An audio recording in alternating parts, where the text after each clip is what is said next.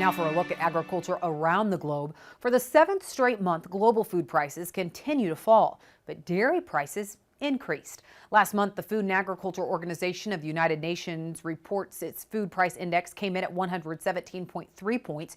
You see it here in red. That's the lowest level in 3 years. The agency says cereal prices saw a significant decline.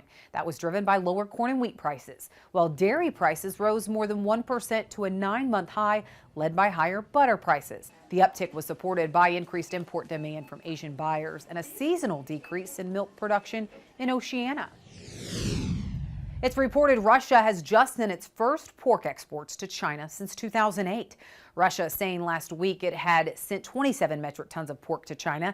It comes after Beijing lifted a ban on Russian pork due to African swine fever. Russia has transformed its pork market over the last 2 decades. Once fully dependent on imports, now it's self-sufficient. It exported about 255,000 tons of pork last year, a 66% increase over the previous year. We've been covering the ongoing protests in Europe. Much of that roots from policy changes impacting agriculture there. But one ag company traveled the world to show the negative impacts of a world without cows. The European climate law states EU countries must cut greenhouse gas emissions by at least 55% by 2030, with the goal of being climate neutral by 2050. And some of that falling on agriculture, especially cattle. Alltech, an agricultural company based in the U.S., recently traveled the world to document the truths, all to showcase what the world would be like if we didn't have cows. I think the take-home message is that this is something that's nuanced, that the impact that we have through food production goes well beyond simply the calories that we produce. It is economic impact, it is rural communities, it is also the best ability we have to actually lower the impact we have on our environments.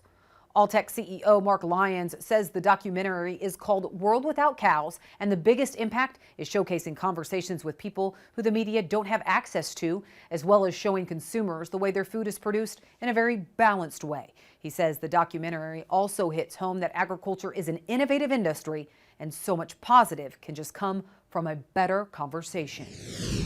Well, we mentioned it, pork exports are off to a solid start. So why is Mexico so important? We'll talk about it in Chip's Corner coming up next.